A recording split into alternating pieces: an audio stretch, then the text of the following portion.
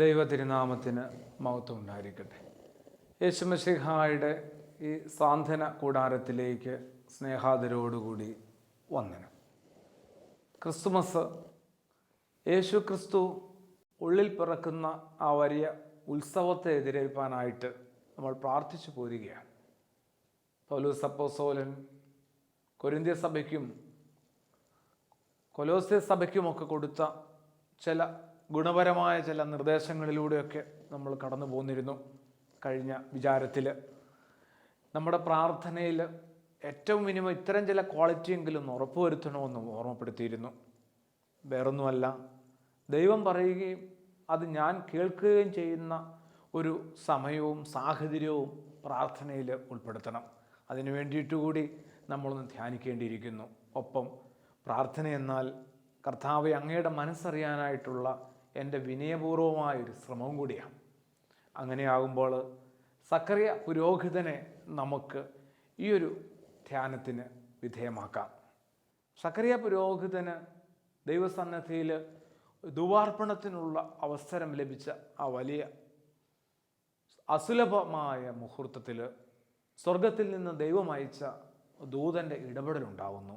Gabriel മാലാഖയുടെ യേശുതമ്പുരാൻ്റെ പിറവിയിലേക്കുള്ള സഭയുടെ യാത്ര ഒരു 9 സംഭവങ്ങളെ ആസ്പദമാക്കിയാണ്. പ്രധാനപ്പെട്ട 9 സംഭവങ്ങളിലൂടെയാണ് യേശുതമ്പുരാൻ്റെ തിരുപ്പിറവിയിലേക്ക് ഓരോ വിശ്വാസിയും സഭ എത്തിക്കുക, സുറിയാനി സഭ എത്തിക്കുകയാണ്. 9 വിചാരങ്ങളിൽ ആദ്യത്തേത് ഒക്ടോബർ മാസം അവസാനമോ നവംബർ മാസം ആദ്യമോ വരുന്ന ഞായറാഴ്ചയായിട്ടാണ് ക്രമീകരിച്ചിരിക്കുന്നത്. അതിന് നമ്മൾ കൂദോസ് ഈത്തോ ഞായറാഴ്ച എന്ന് വിശേഷിപ്പിക്കും. കൂദോസ് ഈത്തോ എന്ന സുറിയാനി വാക്കിൻ്റെയും വാചകത്തിൻ്റെ അർത്ഥം ഇത്രയേ ഉള്ളൂ: സഭയുടെ ശുദ്ധീകരണത്തിൻ്റെ പെരുന്നാൾ ദിനം. അപ്പോൾ സഭയൊന്ന് ശുദ്ധീകരിപ്പാനായിട്ട് ദൈവം മുമ്പാകെ സമർപ്പിക്കുന്നു. സഭ എന്നാൽ ഓരോ വിശ്വാസിയുമാണെന്ന് തിരിച്ചറിയുക. യേശുവിലായിരിക്കുന്ന, യേശുവിനെ അറിയുന്ന, യേശു സ്നേഹത്തെ അറിയുന്ന, യേശുവിൻ്റെ പിന്നാലെ ആയിരിക്കുന്ന ഓരോ വിശ്വാസിയുമാണ് സഭ. അങ്ങനെയാകുമ്പോൾ സഭയുടെ ശുദ്ധീകരണം എന്ന് വെച്ചാൽ സഭയിലെ ഓരോ വിശ്വാസികളുടെയും ശുദ്ധീകരണമാണ്. അങ്ങനെ ഒരു ഞായറാഴ്ചയ്ക്ക് ശേഷം ഹൂദോസ് ഈത്തോ എന്ന് പറയുന്ന സഭയുടെ പ്രതിഷ്ഠാ പെരുന്നാൾ, പുനഃപ്രതിഷ്ഠ, ശുദ്ധീകരിച്ച സഭ വീണ്ടും ഒന്ന് പ്രതിഷ്ഠിക്കപ്പെടുന്നു. നമ്മുടേതായ ഒരു വർത്തമാനകാല ഭാഷയെ പറഞ്ഞാൽ ഒരു റീസ്റ്റാർട്ടിങ് എന്ന് വേണേൽ വിശേഷിപ്പിക്കാനായിട്ട് നമുക്ക് പറ്റും. ഒന്നും കൂടെ ഒന്ന് ആരംഭിക്കുകയാണ്. എല്ലാം ഒന്നും കൂടി ഒന്ന് ആരംഭിക്കാനായിട്ട് ഒരവസരം കിട്ടിയിരുന്നെങ്കിൽ എന്ന് ആഗ്രഹിക്കാത്തത് ആരുണ്ട് ഈ ഭൂമിയിൽ? നമ്മുടെ ബന്ധങ്ങളൊക്കെ കളഞ്ഞു പോകുകയോ നശിപ്പിക്കപ്പെടുകയോ ചെയ്ത് കഴിയുമ്പോൾ സങ്കടവും കുറ്റബോധത്തിനും ശേഷം എല്ലാം ഒന്നും കൂടി ഒന്ന് ആരംഭിക്കാനായിട്ട് ഒരവസരം തന്നിരുന്നെങ്കിലെന്ന് ആത്മാർത്ഥമായിട്ട് എല്ലാവരും പ്രാർത്ഥിക്കുന്നുണ്ടാവും. തീർച്ചയായിട്ടും ഒരു ശുദ്ധീകരണത്തിന് വിധേയപ്പെടാനായിട്ട് ഞാൻ എന്നെ തന്നെ ഒന്ന് വിട്ടുകൊടുത്താൽ, ഒരു സത്യകുംഭസാരത്തിലൂടെ കടന്നു പോകാനായിട്ട് ഞാൻ എന്നെ തന്നെ ഒന്ന് വിധേയപ്പെടുത്തിയാൽ, ഒരുക്കിയാൽ, തീർച്ചയായിട്ടും കാര്യങ്ങൾ ഒന്നും കൂടി നന്നായിട്ട് ആരംഭിക്കാനായിട്ട് ചെറിയ ക്ലാസ്സുകളിൽ കുഞ്ഞുങ്ങളുടെ കൈവശം ഇരിക്കുന്ന ആ സ്ലൈറ്റ് ഒന്ന് മായ്ച്ച് വൃത്തിയാക്കി വീണ്ടും എഴുതി തുടങ്ങാനായിട്ട് എനിക്കൊരവസരമുണ്ടാകുന്നു, അനുവാദം കിട്ടുന്നു എന്നുള്ളതാണ് രണ്ടാമത്തെ ആ മർമ്മപ്രധാനമായ സംഭവം. അത് ഒരു റീസ്റ്റാർട്ടിങ്ങിനുള്ള അവസരമുണ്ടെന്നുള്ളതാണ്. മൂന്നാമത്തെ ഞായറാഴ്ചയിലേക്ക് വരുമ്പോഴാണ് ഈ ആരംഭത്തിൽ നിന്ന് പറഞ്ഞ സക്കറിയ പുരോഹിതൻ്റെ ജീവിതത്തിലേക്ക് ദൈവം അയച്ചൊരു മാലാഖയുടെ കടന്നുവരവ്. അങ്ങനെ ഒരു ശുദ്ധീകരണത്തിനും ഒരു നല്ല വീണ്ടുമുള്ള പുതിയ തുടക്കത്തിനും നമ്മൾ ഓരോരുത്തരും തയ്യാറാകുന്നുവെങ്കിൽ സ്വർഗം നമുക്ക് വേണ്ടി തുറക്കും, ഒരു സംശയവുമില്ല. ഓർക്കണം, ഈ സ്വർഗം തുറക്കുകയും മാലാഖ അയക്കപ്പെടുകയും ചെയ്തു എന്നതിനേക്കാളും കുറച്ചും കൂടി പ്രാധാന്യത്തോടെ നമ്മൾ പരിഗണിക്കേണ്ടതും ഓർക്കേണ്ടതും അതിനു മുമ്പിൽ ഒരു ശുദ്ധീകരണത്തിനുള്ള അവസരമൊരുക്കിയിരുന്നു. ശുദ്ധീകരണത്തിന് വിധേയപ്പെട്ടിരുന്നു, അതിന് സ്വയം വിട്ടുകൊടുത്തിരുന്നു. അതുമാത്രമല്ല, ആ ശുദ്ധീകരണത്തിലൂടെ ലഭിച്ച ഒരു ശക്തി കൊണ്ട് പുതുതായിട്ടൊന്നുകൂടി കാര്യങ്ങൾ ആരംഭിപ്പാനുള്ള ഒരു മനസ്സ് സ്വന്തമാക്കിയിരുന്നു. അങ്ങനെ ഒരു മനസ്സും സ്വന്തമാക്കി കഴിയുമ്പോഴാണ് സ്വർഗം തുറക്കുന്ന സമയം. സ്വർഗം തുറക്കുന്ന സമയം എന്ന് പറഞ്ഞ് മലയാളത്തിൽ MT വാസുദേവൻ നായരുടെ അതിമനോഹരമായൊരു കഥയുണ്ട്. പിന്നീട് ആ കഥ ആൾക്കൂട്ടത്തിൽ തനിയെ എന്നുള്ള ടൈറ്റിലിൽ മലയാളത്തിലൊരു നല്ല ചലച്ചിത്രവുമായിട്ടുണ്ട്. സ്വർഗം തുറക്കുന്ന സമയം ഒരു ശുദ്ധീകരണത്തിനും അതിനുശേഷം ഒന്നും കൂടി പുതുതായിട്ട് തുടങ്ങാനായിട്ടും ഒരു തയ്യാറെടുപ്പിൻ്റെ വേളയിലാണെന്ന് ഓർമ്മപ്പെടുത്തുന്നു. നാലാമത്തെ മഹത്വത്തിൻ്റെ സംഭവം എന്ന് വെച്ചാൽ പരിശുദ്ധ കന്യക മറിയാമിനോട് യേശു തമ്പുരാൻ്റെ പിറവിയെക്കുറിച്ച് മാലാഖയുടെ അറിയിപ്പുണ്ടാകുന്ന സംഭവമാണ്. അത് നാലാമത്തെ ഒരു മർമ്മപ്രധാനമായ സംഗതിയാണെങ്കിൽ, അഞ്ചാമത്തേത് എലിസബത്തിൻ്റെ സന്നിധിയിലേക്ക്, എലിസബയുടെ സന്നിധിയിലേക്ക് മറിയം നടത്തുന്ന ആ യാത്രയെക്കുറിച്ചുള്ള ഓർമ്മയാണ്. അടുത്തതാവട്ടെ ആറാമത്തേത് യോഹന്നാൻ മാബ്ദാനായുടെ ജനനത്തിൻ്റെ പെരുന്നാളാണെങ്കിൽ, ഏഴാമത്തേത് നീതിമാനായ യൗസേപ്പ് പിതാവിന് ഗബ്രിയേൽ ദൂതൻ്റെ ദർശനം കിട്ടുന്നതാണ്. എട്ടാമത്തേതാവട്ടെ ക്രിസ്തുമസിനെ യേശുവിൻ്റെ തിരുപ്പിറവിയെ വരവേൽക്കുവാനായിട്ടുള്ള ഒരു ഞായർ. തുടർന്ന് 9 എന്ന് പറയുന്ന ഈ ഒരു പട്ടികയിലെ അവസാനത്തേത് തിരുപ്പിറവി അല്ലെങ്കിൽ ക്രിസ്തുമസ് പെരുന്നാൾ. അപ്പോൾ 9 മർമ്മപ്രധാനമായ പടികളിലൂടെ പതിയെ യേശുവിലെത്തുകയാണ്. ശുദ്ധീകരണവും അതിൻ്റെ റീസ്റ്റാർട്ടിങ്, പുനഃപ്രതിഷ്ഠയും ഒക്കെ കഴിഞ്ഞു കഴിഞ്ഞാൽ സ്വർഗം തുറക്കും. സക്രിയ പുരോഹിതന് മുമ്പാകെ ഗബ്രിയേൽ ദൂതൻ കടന്നു വരും. ഒരു സംശയമില്ലാത്ത കാര്യമാണ്. അപ്പോൾ ദൈവവും നിത്യതയുടെ ലോകവുമായിട്ട് നമ്മൾ ഓരോരുത്തരെയും ബന്ധിപ്പിക്കുന്ന ചരടോ കണ്ണിയോ ഒക്കെയാണ് ഈ ഗബ്രിയേൽ മാലാഖ. ഈ ലോകത്തെ ജീവിതം മാത്രമേ ഉള്ളൂ, ഈ ലോകമേ മാത്രമേ ഉള്ളൂ എന്നുള്ള ഒരു വിചാരത്തിൽ അകപ്പെട്ട് ഇതിനകത്ത് തന്നെ ആരംഭിച്ച് അവസാനിപ്പിക്കുന്ന മനുഷ്യരാണ് ഭൂരിപക്ഷവും. ഇതിനപ്പുറത്തൊന്നുമില്ല. അതുകൊണ്ട് തന്നെ ഒരു മനുഷ്യൻ്റെ ഭൂമിയിലെ ജീവിതത്തിനകത്ത് എപ്പോഴും ഇങ്ങനെയൊരു ഓർമ്മ, ഇങ്ങനെയൊരു ജാഗ്രതയൊക്കെ ആവശ്യമാണ്. ഇതിനപ്പുറത്തുള്ള ലോകത്തെക്കുറിച്ചും അവിടെയുള്ളൊരു ജീവിതത്തെക്കുറിച്ചുമൊക്കെ. അത് എപ്പോഴും ഒരു മാലാഖയോ മാലാഖമാരുടെ തലവനായ ഗബ്രിയേലിൻ്റെ സാന്നിധ്യമൊന്നും അല്ല. ഈ നിത്യതയുമായി നമ്മളെ ബന്ധിപ്പിക്കേണ്ട കണ്ണികൾ. വിശുദ്ധ കുർബാന നിത്യതയുമായിട്ട് നമ്മളെപ്പോഴും ബന്ധിപ്പിക്കുന്നൊരു കണ്ണിയാണ്. മാലാഖമാർ, പുരോഹിതന്മാർ, ഗുരുക്കന്മാർ, പുസ്തകങ്ങൾ, പ്രകൃതി, ഇതൊക്കെ തന്നെ നിത്യതയുമായി ബന്ധിപ്പിക്കുന്ന കണ്ണികളും ഘടകങ്ങളുമാണ്. ആ ഒരു വിധത്തിൽ അവയെ നമ്മൾ സമീപിക്കാത്തത് കൊണ്ടും സ്നേഹിക്കാത്തത് കൊണ്ടും പരസ്പരം ഇടപഴകാത്തത് കൊണ്ടുമാണ് അത്തരം ഒരു ദിവ്യ അനുഭവം ഇതുവരെ നമുക്ക് കിട്ടാതെ പോയത്. സക്രിയാവെന്ന് പറയുന്ന ഒരു പുരോഹിതന് ദൈവത്തിൻ്റെ ലോകത്തു നിന്ന് കടന്നു വന്ന ഒരു മാലാഖായുടെ ദർശനമുണ്ടാകുന്നു.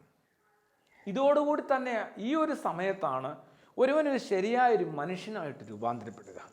അല്ലാതെ ഈ ലോകവും ഈ ലോകത്തെ ജീവിതവും മാത്രമേ ഉള്ളൂ എന്നുള്ള വിചാരിച്ച് ഇതിനകത്ത് തന്നെ ആരംഭിച്ച് ഇതിനകത്ത് തന്നെ അവസാനം പൂർണ്ണ വളർച്ചയെത്താതെ മരിക്കുന്ന ഏക ജീവി മനുഷ്യനാണെന്ന് പറഞ്ഞാണ് ഒരുപാട് അവാർഡുകൾ വാരിക്കുട്ടിയ മനുഷ്യനൊരു ആമുഖം എന്ന നോവൽ സുഭാഷ് ചന്ദ്രൻ ആരംഭിക്കുന്നത്. മനുഷ്യനൊരു ആമുഖം എന്ന നോവൽ സുഭാഷ് ചന്ദ്രൻ ആരംഭിക്കുന്ന പൂർണ്ണ വളർച്ചയെത്താതെ മരിക്കുന്ന ഏക ജീവി മനുഷ്യനാണ്. ബാക്കി എല്ലാവരുമൊക്കെ വളർച്ച അതിൻ്റെ പൂർണ്ണതയിലെത്തി ആണ് അവർ എന്താ പറയുക, ഒരു മോക്ഷത്തിലേക്കോ സ്വസ്ഥതയിലേക്കോ ശാന്തിയിലേക്കോ പ്രവേശിക്കുക. മനുഷ്യൻ എങ്ങും എത്തുന്നില്ല. അപ്പോൾ അത് വിട്ട് ഒരു മനുഷ്യത്വമുള്ള യഥാർത്ഥ മനുഷ്യനായിട്ട് ജീവിക്കാനായിട്ട് ഈ നിത്യതയുമായി ബന്ധിപ്പിക്കുന്ന ഒരു ആത്മീയ അനുഭവം ഓരോരുത്തർക്കും ആവശ്യമാണ്. 2 പുസ്തകങ്ങൾ വെറുതെ ഒന്ന് ഓർമ്മപ്പെടുത്തട്ടെ. ആരാച്ചാർ എന്ന് പറയുന്ന പുസ്തകത്തിലൂടെ വളരെ പ്രശസ്തയായ കെ.ആർ. മീരയുടെ നേത്രോം നീലനം എന്ന് പറഞ്ഞൊരു പുസ്തകമുണ്ട്. നേത്രോം നീലനം അത് സ്നേഹവും മനുഷ്യത്വവും ഒക്കെ ഒരു കൺമിഴിക്കലാണെന്ന് ഓർമ്മപ്പെടുത്തുന്ന പുസ്തകമാണ്. കുറച്ചും കൂടി മനുഷ്യത്വവും സ്നേഹവും ഒക്കെ ഓരോരുത്തർക്കും ആവശ്യമാണെന്ന് കൂടി ഓർമ്മപ്പെടുത്തുന്നു. കൺമിഴിച്ച് തുറക്കുന്ന ഒരു അനുഭവം അത് ഓരോ മനുഷ്യൻ്റെ ജീവിതത്തിൽ ആവശ്യമാണ്. മനുഷ്യർക്ക് പരസ്പരം വിനിമയം അസാധ്യമാകുന്ന ഏത് അവസ്ഥയും അന്ധകാരത്തിൻ്റെതാണ് എന്നുകൂടി ഓർമ്മപ്പെടുത്തുന്ന പുസ്തകമാണ്. അപ്പോൾ ഓരോ മനുഷ്യനും പച്ചയായിട്ട് പറഞ്ഞാൽ അതിഭീകരമായ നരക തുല്യമായ അന്ധകാരത്തിനകത്ത് അകപ്പെട്ട് കഴിയുന്നു എന്നുള്ളതാണ്. അതിൽ നിന്നൊന്ന് പുറത്തു കടക്കാനായിട്ട് നിത്യതയുടെ ദൈവലോകവുമായി ബന്ധിപ്പിക്കുന്ന ഒരു കണ്ണി നമുക്ക് ഓരോരുത്തർക്കും ആവശ്യമാണ്. കാസർഗോഡ് ഈ എൻഡോസൾഫാനുമായി ബന്ധപ്പെട്ട ദുരിതങ്ങൾക്ക് ഇരയായവർക്ക് വേണ്ടിയൊക്കെ നിന്ന് അവർക്ക് വേണ്ടി പ്രവർത്തിക്കുകയും അതിനെതിരെ പൊരുതുകയുമൊക്കെ ചെയ്യുന്ന ഡോക്ടർ അംബികാസുധൻ മങ്ങാട്, അംബികാസുധൻ മാങ്ങാടിൻ്റെ അതിമനോഹരമായ ഒരു നോവലാണ് എൻ മകജൻ. ഒരു ചെറിയ പുസ്തകമാണ്, വായിച്ചാൽ നമുക്കൊക്കെ വല്ലാത്ത നീറ്റലുണ്ടാവും മനസ്സിന്.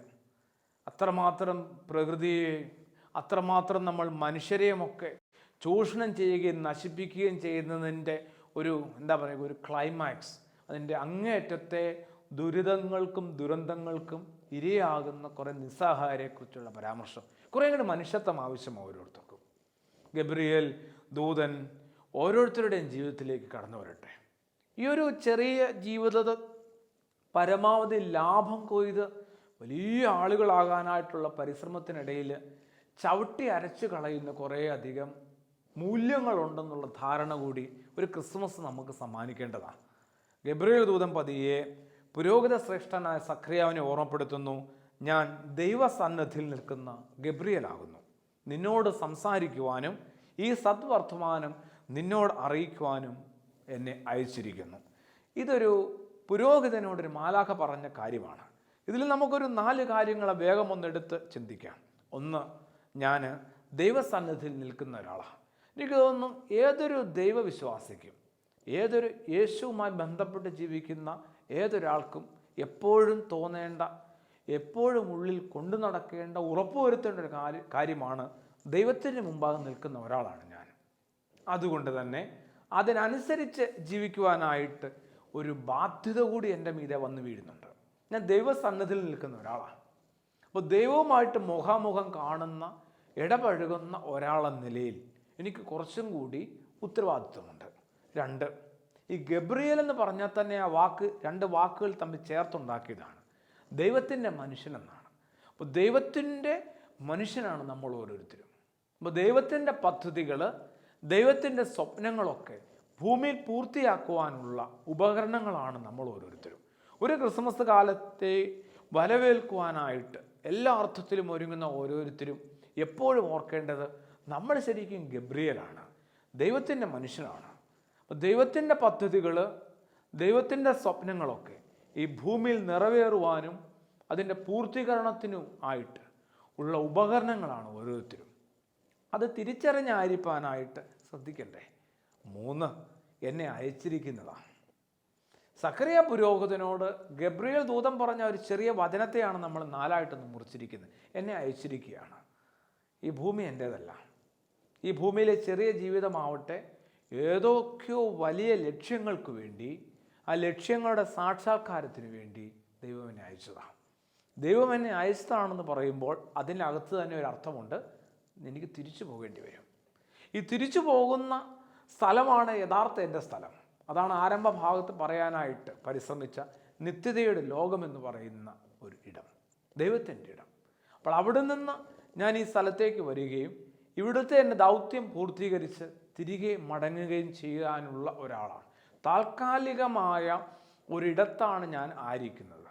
അങ്ങനെയാകുമ്പോൾ ദൈവം എന്നെ ഏൽപ്പിച്ചിരിക്കുന്ന ദൗത്യങ്ങളെക്കുറിച്ച് എനിക്ക് കുറേ കൂടി സുബോധമുണ്ടാവും. 4-മത്തേത് അതാണ്, എന്നെ ഏൽപ്പിക്കപ്പെട്ടിരിക്കുന്ന ദൗത്യങ്ങൾ. ഓരോ മനുഷ്യനെയും ദൈവം എന്തെല്ലാം ഉത്തരവാദിത്വങ്ങൾ ഏൽപ്പിക്കുന്നുണ്ട്. ഒരിക്കലും നന്നാകാത്ത, എപ്പോഴും വേദനിപ്പിക്കുന്ന ഒരപ്പൻ, ആ അപ്പനെ പരിപാലിക്കാനും അവസാന കാലം വരെ ശുശ്രൂഷിക്കാനുമായിട്ട് ഉത്തരവാദിത്വം ഏൽപ്പിച്ചിട്ടുണ്ടെങ്കിലോ ഒരാളെ, അല്ലെങ്കിൽ എൻ്റെ എല്ലാ അർത്ഥത്തിലുമുള്ള പ്രാർത്ഥനാ ജീവിതത്തിന് വിപരീതമായ ഒരു ജീവിത പങ്കാളിയെ എന്നെ ഏൽപ്പിച്ചിട്ടുണ്ട്. ഒന്ന് പരിശ്രമിച്ചുകൂടെ എന്നാണ് ദൈവം ചോദിക്കുക. നീ കണ്ടെത്തിയ ദൈവാനുഭവത്തിലേക്ക്, നിനക്ക് ബോധ്യം കിട്ടിയ ദൈവസ്നേഹത്തിലേക്ക് കൊണ്ടുവരാനായിട്ട് നിൻ്റെ ഒപ്പം കുറേ പേരെ ആക്കിയിരിക്കുന്നു. അപ്പോൾ ദൈവം ഏൽപ്പിച്ച ദൗത്യങ്ങൾ, ഒരു വലിയ സ്ഥാനത്താണ്, വലിയൊരു കസേരയിലിരിക്കുന്ന ഒരാളെ ഞാനെന്ന് വിചാരിക്കുക. ഒരു ദിവസം എത്ര ആളുകൾ എൻ്റെ മുമ്പിൽ വരുന്നുണ്ട്. അവരോരോരുത്തരും വെച്ച് നീട്ടുന്ന കാര്യങ്ങളൊക്കെ അവരുടെ ചോര പുരണ്ട ജീവിതങ്ങളാണ്. ആ ഓരോ ചോര പുരണ്ട ജീവിതമെന്ന അപേക്ഷകൾ എൻ്റെ മുമ്പിലേക്ക് വരുമ്പോൾ ഞാൻ ഏത് മനോഭാവത്തോടെ, ഒരു അനുഭാവത്തോടു കൂടിയൊക്കെയാണോ അതിനെ കാണുകയും പരിഗണിക്കുകയും പരിശോധിക്കുകയും തുടർന്നുള്ള നടപടികൾക്ക് അതിനെ വിട്ടുകൊടുക്കുകയും ഒക്കെ ചെയ്യുക. അപ്പോൾ ദൈവം ഏൽപ്പിച്ച ദൗത്യങ്ങളെക്കുറിച്ച് കൂടി എനിക്കൊരു ബോധ്യവും ഉണ്ടാവണം. ഗബ്രിയേൽ മാലാഖയിലൂടെ നമുക്ക് പിടികിട്ടുന്ന ഒരു ചെറിയ 4 കാര്യങ്ങൾ ഇതാണ്. ഒന്ന്, ദൈവസന്നിധിയിൽ നിൽക്കുന്ന ഒരാളാണ് ഞാൻ.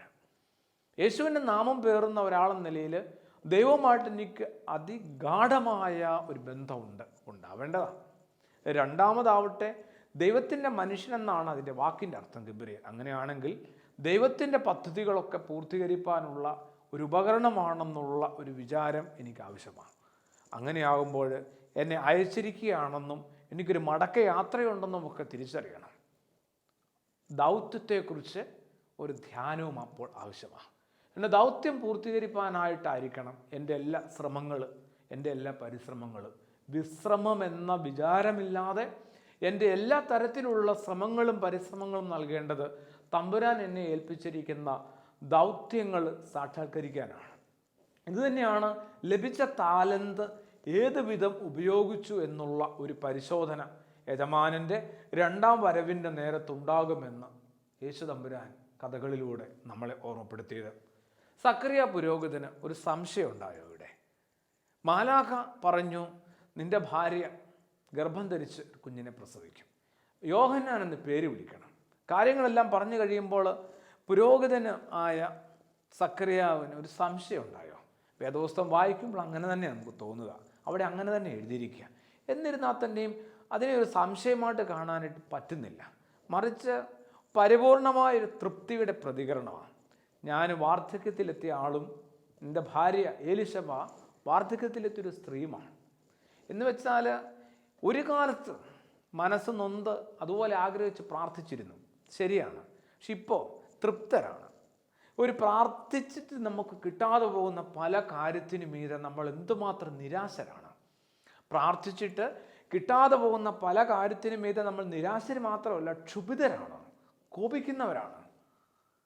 അങ്ങനെയാണ് നമ്മുടെ പ്രാർത്ഥനാ ജീവിതത്തിൻ്റെ ഒരു ഗ്രാഫ് വരച്ചു വെച്ചാൽ വ്യക്തമാകുന്നത്. കിട്ടാത്ത കാര്യങ്ങൾക്ക് മീതെ നമ്മൾ സങ്കടപ്പെടുന്നവരും, എന്താ പറയുക, നിരാശരും വിഷാദത്തിൽ അകപ്പെടുന്നവരും ക്ഷോഭിക്കുന്നവരുമാണ്. അങ്ങനെ ആവുമ്പോൾ ജീവിതത്തിൽ കിട്ടിയതെല്ലാം പ്രാർത്ഥിച്ചിട്ടാണെന്ന് ചോദിച്ചാൽ നമുക്ക് ഉത്തരവില്ല. അല്ല, കിട്ടിയതിനകത്ത് ഭൂരിപക്ഷവും പ്രാർത്ഥിക്കാതെ കിട്ടിയ കാര്യങ്ങളാണ്. അങ്ങനെയാകുമ്പോൾ തമ്പുരാൻ്റെ ഹിതത്തിന് നമ്മൾ പരിപൂർണമായൊരു തൃപ്തിയിൽ വിധേയപ്പെടുക. അതുകൊണ്ടാവാം സക്കറിയ പുരോഹിതന് ഞാൻ വൃദ്ധനാണെന്നും എൻ്റെ ഭാര്യ വൃദ്ധയായ ഒരു സ്ത്രീയാണെന്നും നമുക്ക് മാലാഖയെ ഓർമ്മപ്പെടുത്തുക. അല്ല, ദൈവത്തിൻ്റെ പദ്ധതി നടപ്പിൽ വരും എന്നതിനെ സംബന്ധിച്ച് സംശയമല്ലത്. മറിച്ച് ഞാൻ തൃപ്തരാണ് എന്ന് പറയുക, വലിയ ആഗ്രഹങ്ങളൊന്നുമില്ല, വളരെ സന്തോഷത്തോടെ. അപ്പോൾ ആഗ്രഹങ്ങളില്ലാതാകുക എന്ന് പറയുന്നത് തന്നെ വലിയൊരു കാര്യമാണ്. പിന്നെ അടുത്ത പടി അദ്ദേഹത്തിന് ശിക്ഷ കിട്ടിയെന്നുള്ളതാണ്. സക്കറിയ പുരോഹിതന് ഒരു ശിക്ഷയുണ്ടായോ? അതൊരു സംശയം എല്ലാവർക്കും. കാരണം ഈ ദൈവത്തിൻ്റെ ഈ വചനം നടപ്പിൽ വരുവോളം അതിനെ സംശയിച്ച നീ മിണ്ടാതിരിക്കട്ടെ എന്നൊക്കെ പറയും. നമ്മൾ കൃത്യമായിട്ട് വായിക്കുന്നുണ്ട് കേട്ടോ, ഇല്ലെന്നല്ല. അപ്പോൾ വായിക്കുമ്പോൾ അങ്ങനെ തന്നെ തോന്നുന്നുണ്ട്. സംശയിച്ച സക്കറിയ പുരോഹിതന് ശിക്ഷ കിട്ടി. പക്ഷെ എന്തോ ഈ കാലത്തിനനുസരിച്ച് അല്പം ഒന്ന് മാറ്റി വായിക്കുമ്പോൾ ശിക്ഷയല്ലത്, അത് ഒരിക്കലും ശിക്ഷയായിരുന്നില്ല. ഊമനായി പോകട്ടെ എന്നുള്ളൊരു ശാപ വാക്കോ വചനമോ ഒന്നും അല്ലത്. പിന്നെയോ സ്വയം ഏറ്റെടുത്ത ഒരു നിഷ്ഠയോ നിശ്ചയത്തിൻ്റെയോ ഭാഗമാത്. ബോധപൂർവം അയാൾ സ്വീകരിച്ച ഒരു വലിയ നിലപാടാണത്. എന്താ ഇത്രയും വലിയ കൃപ ഈ അവസരത്തിൽ എനിക്കോ? എന്ത് അർഹതയാണ് എനിക്കുള്ളത്? അപ്പോൾ ജീവിതത്തിൽ കിട്ടാവുന്ന എല്ലാ കൃപകൾക്കും മീതെ ഇങ്ങനെയൊരു വിചാരം നമുക്ക് ആവശ്യമാണ്. തീർച്ചയായിട്ടും ഇങ്ങനെയൊരു വിചാരം നമുക്ക് ആവശ്യമാണ്. ഇതിന് അർഹത എനിക്കുണ്ടായിരുന്നോ? ഇനി ഉണ്ടായിരുന്നെങ്കിൽ തന്നെ എന്നെക്കാളും കുറച്ചും കൂടി അർഹതയുള്ള ആളുകൾ എന്തുമാത്രം ഉണ്ടായിരുന്നു ഈ പരിസരങ്ങളിൽ. ഓരോ കാര്യങ്ങളിൽ പഠിക്കാനായിട്ട്, ജയിക്കാനായിട്ട്, പുതിയ അഡ്മിഷൻ കിട്ടാനായിട്ട്, ഒരു ജോലിയിലെത്താനായിട്ട്, ഓരോ കാര്യങ്ങൾ എടുത്തു നോക്കുമ്പോൾ ഒരു ഓട്ട മത്സരത്തിൽ 10 ട്രാക്കിലൂടെ 10 പേര് ഓടുമ്പോൾ ഒരാൾ ഒന്നാമനെത്തി. 9 പേരെക്കാളും മിടുക്കനായതുകൊണ്ട് മാത്രമൊന്നുമല്ല, എങ്ങനെയോ സാധിച്ചതും സംഭവിച്ചതും ഒക്കെയാണ്. അവിടെ 9 പേര് തന്നേക്കാൾ മിടുക്കരാണെന്ന് തന്നെ വിചാരിക്കുന്നത് നല്ലതാണ്. അങ്ങനെ ഒരു വിചാരമാണ് വേണ്ടത്. അപ്പോൾ തൃപ്തിയിലേക്ക് എത്തുക. ഇവിടെ നമുക്ക് ഈ ഭാവമില്ലാതെ പോകുന്നു. ഇതുതന്നെയാണ് നമ്മൾ ഒരു മുൻ വിചാരത്തിൽ കണ്ടതുപോലെ കൊരിന്ത്യ സഭയോട് പൗലോസ് അപ്പോസ്തലൻ പറയുന്നുണ്ട്, ഒരു പ്രത്യേക മാഹാത്മ്യവും വിചാരിക്കാനായിട്ട് നിനക്ക് അവകാശമില്ല. കാരണം എല്ലാം ദാനമായിരുന്നു, എല്ലാം ദൈവം ദാനമായി നൽകിയതാണ്. അതിപ്പോഴും ധ്യാനിച്ച് ഒരു സമർപ്പണ വിനയഭാവത്തിൽ ജീവിക്കുവാനായിട്ട് ഒരു ക്രിസ്തുമസ് കാലം നമ്മളെ നിർബന്ധിക്കേണ്ടതാണ്. അങ്ങനെ തന്നെ ആയിരിക്കണം. യേശുദമ്പുരാൻ ക്രൂശിൽ കിടന്നുകൊണ്ട് പറയുന്നൊരു വചനമുണ്ടല്ലോ, പിതാവേ എൻ്റെ ആത്മാവിനെ ഞാൻ അങ്ങേ ഏൽപ്പിക്കുന്നു. ജീവൻ പോകുമ്പോൾ പറയുന്നൊരു കാര്യമാണ്, അങ്ങേ ഞാൻ എൻ്റെ ആത്മാവിനെ ഏൽപ്പിക്കുക. ഉടമസ്ഥൻ ഞാനല്ലെന്നും അങ്ങാണെന്നുമുള്ള വെളിപ്പെടുത്തലാണ്. അത് തിരിച്ചറിവിൻ്റെ പ്രഖ്യാപനവും കൂടിയാണ്. ഉടമസ്ഥൻ അവനാണ്. ഏതിൻ്റെയൊക്കെയാണ്? ജീവൻ്റെ, ജീവിതത്തിലെ ഓരോ വിഭവങ്ങളുടെയും ഒക്കെ യഥാർത്ഥ ഉടമസ്ഥൻ അവനാണ്.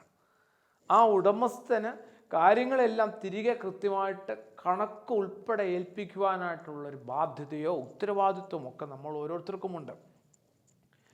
ഫ്രാൻസിസ് പാപ്പ ഇന്ന് ലോകം മുഴുവൻ സ്നേഹിക്കുന്നു, ആദരിക്കുന്നു. ആ വാക്ക് പറയുമ്പോൾ എല്ലാ മനുഷ്യർക്കും ഒരു ചിരി വരുന്നുണ്ട്, ഭയങ്കര സ്നേഹം നിറഞ്ഞ ചിരി. എന്താണ്? വിനയബോധത്തിൻ്റെ ഒരു പ്രസാദ ചൈതന്യം എപ്പോഴും ഉണ്ട്. ഇത്രയും വലിയ ഒരു സ്ഥാനത്തേക്ക് എത്തുന്ന നിമിഷം പോലും എല്ലാവർക്കും മുമ്പിൽ ശിരസ്സൊന്ന് നമിക്കാനായിട്ട് എന്തൊരു വലിയ വിനയം. പാപ്പായെക്കുറിച്ച് എനിക്ക് നാലുപറയിലച്ഛൻ എഴുതിയ നല്ല പുസ്തകമുണ്ട്. പാപ്പായുടെ ജീവിതവുമായി ബന്ധപ്പെട്ടൊരു യാത്രാനുഭവം അതിമനോഹരമാണ്. അപ്പോൾ പറഞ്ഞത് ദൈവത്തിൻ്റെ കൃപയും ദാനവും തിരിച്ചറിഞ്ഞ് അരിക്കുക. കേട്ട ചിന്തിച്ചൊന്നിച്ച് വന്ന വിചാരങ്ങളെ ഒന്ന് തിരികെ ഒന്ന് ഓർത്തെടുത്ത ഇത്രയേ ഉള്ളൂ. നിത്യതയുടെ ലോകവുമായിട്ട് എന്നെ ബന്ധിപ്പിക്കുന്ന ഒരു കണ്ണിയോ ചരടോ ഒക്കെ ആയിട്ട് ഗബ്രിയേൽ ദൂതൻ മാറണം. സക്രിയ പുരോഹിതൻ്റെ ജീവിതത്തിലേക്ക് ഗബ്രിയേൽ ദൂതൻ കടന്നു വന്നതുപോലെ അത് എപ്പോഴും ദൂതനെയല്ല നമ്മളിവിടെ പ്രതീക്ഷിക്കേണ്ടത്. വിശുദ്ധ കുർബാന എന്ന് പറയുന്ന ആ ഒരു വലിയ ബലി ആ നിത്യതയുടെ ലോകവുമായിട്ട് നമ്മളെ ബന്ധിപ്പിക്കുന്നുണ്ട്. പുരോഹിതന്മാർ, വിശുദ്ധ കുമ്പസാരം, ഗുരുക്കന്മാർ, പുസ്തകങ്ങൾ, പ്രകൃതി, ബന്ധങ്ങൾ, എന്തുമാത്രം കാര്യങ്ങളാണ് നമ്മളെ ഈ ഒരു അവബോധത്തിലേക്ക് എത്തിക്കുക. അങ്ങനെ ഒരു അവബോധത്തിലേക്ക് എത്തി ജീവിപ്പാനായിട്ട് നമുക്ക് വലിയ ഒരു വിളിയുണ്ടെന്ന് തിരിച്ചറിയേണ്ടത് ആവശ്യമാണ്. അങ്ങനെ ആവുമ്പോഴാവട്ടെ ഈ ദൂതൻ പറഞ്ഞ 4 കാര്യങ്ങളുണ്ട്. ദൈവസന്നിധിയിൽ നിൽക്കുന്ന ഒരാളാണ് ഞാൻ, ദൈവമായിട്ട് മുഖാമുഖം കാണുന്ന ഒരാളാണ്. അത് വലിയൊരു ഉത്തരവാദിത്വമാണ്. നേരാമണ്ണം ജീവിപ്പാനായിട്ടുള്ള ഒരു വാഗ്ദാനം അതിനകത്തുണ്ട്, ഒരു കരാർ അതിനകത്തുണ്ട്. 2, ദൈവത്തിൻ്റെ ഉപകരണമാണ് നാം ഓരോരുത്തരും. അപ്പോൾ ആ ഉപകരണം ഉടമസ്ഥൻ എങ്ങനെ ഉപയോഗിക്കുന്നോ അതിനനുസരിച്ച് വഴങ്ങിക്കൊടുക്കേണ്ടത് ആവശ്യമാണ്. തുണി വെട്ടാൻ ഉപയോഗിക്കുന്ന കത്രിക തനിക്ക് ഇഷ്ടമുള്ള സ്ഥലത്തേക്ക് പോകാനായിട്ട് നിശ്ചയിച്ചാൽ എങ്ങനെ തയ്യൽ നടക്കും, എങ്ങനെ തുണി മുറിക്കാൻ പറ്റും? മറിച്ച് ഉടമസ്ഥൻ്റെ ഇഷ്ടത്തിനനുസരിച്ച് കണക്കൂടലുകനുസരിച്ച് നീങ്ങാനായിട്ട് അത് തയ്യാറാവുമ്പോഴാണ് ഫലമുണ്ടാകുക. അങ്ങനെ ദൈവത്തിൻ്റെ ഉപകരണം. അപ്പോൾ ഗബ്രിയേൽ ദൈവത്തിൻ്റെ മനുഷ്യനാണ് ഓരോരുത്തരും. പിന്നെ എന്നെ അയച്ചതാണ്. അപ്പോൾ അയച്ചിരിക്കുന്ന ഒരു ചെറിയ കാലയളവിനുള്ളിൽ ഏൽപ്പിച്ച ദൗത്യങ്ങൾ തിരിച്ചറിയാനും ആരംഭിപ്പാനും പൂർത്തീകരിപ്പാനും സാധിക്കണം. ഫലസമൃദ്ധിയുള്ള അനുഭവം ഉണ്ടാകും. ഒപ്പം ഏൽപ്പിച്ച ദൗത്യങ്ങളെ ധ്യാനിക്കാനായിട്ട് പറ്റണം. ഇതൊരിക്കലും ഈ പുരോഹിത ശ്രേഷ്ഠൻ്റെ ഒരു സംശയമായിരുന്നില്ല, മറിച്ച് തൃപ്തിയുടെ ഒരു വെളിപ്പെടുത്തൽ കൂടിയാണ്. കിട്ടിയതാവട്ടെ ഒരു ശിക്ഷയായിരുന്നില്ല, മറിച്ച് അതൊരു സ്വയം സ്വീകരിക്കുന്നൊരു അനുഭവം കൂടിയാണ്. കാരണം എന്താ? സ്ത്രീ മാത്രമാണ് ഗർഭം ധരിക്കുന്നൊരു ധാരണയുണ്ട് എല്ലാവർക്കും. പ്രസവിക്കുന്നത്, കുഞ്ഞുങ്ങളെ വളർത്തുന്നത്, അല്ലെങ്കിൽ ഗർഭം ധരിക്കേണ്ടത്, പ്രസവിക്കേണ്ടത്, കുഞ്ഞുങ്ങളെ വളർത്തേണ്ടതൊക്കെ സ്ത്രീ മാത്രമാണ്. പുരുഷന് ഇതിനകത്ത് വലിയ പങ്കോ ഉത്തരവാദിത്വമോ ഒന്നുമില്ല.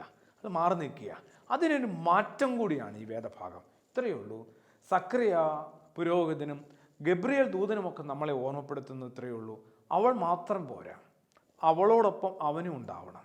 ഗർഭം ധരിക്കുന്നതിനകത്തും പ്രസവിക്കുന്നതിനകത്തും കുഞ്ഞുങ്ങളെ വളർത്തുന്നതിനകത്തും അത്തരം ഒരു അനുഭവത്തിലൂടെ കടന്നു പോകാനായിട്ട് ഈ മിണ്ടാതിരിക്കുന്ന ഒരു അനുഭവം ഉണ്ടല്ലോ, ഏറ്റവും വലുതൊക്കെ കിട്ടുമ്പോൾ വേഗം വാപുത്തുക. ഇതിന് വലിയ യോഗ്യതയൊന്നുമില്ലായിരുന്നു. അപ്പോൾ മൗനം പാലിക്കുക എന്ന് പറയുന്നത് എനിക്ക് തോന്നുന്നു ഏറ്റവും വലിയൊരു കാര്യമായിട്ട് നമ്മൾ തിരിച്ചറിയേണ്ടതാണ്. അപ്പോൾ ഒരു ക്രിസ്തുമസിലേക്ക് പ്രവേശിക്കുമ്പോൾ ഇത്രത്തോളം ദൈവം തന്ന കൃപകളും ദാനങ്ങളെ തിരിച്ചറിഞ്ഞ് ഒരു മൗനത്തിൻ്റെ ദിവ്യമായ ധ്യാന അനുഭവത്തിലൂടെ കടന്നു പോകാനുകൂടി നമുക്ക് ഈ ജീവിതത്തെയും ജീവനെയും ഒക്കെ ഒന്ന് ഒരുക്കേണ്ടത് ആവശ്യമാണ്. ആമേൻ.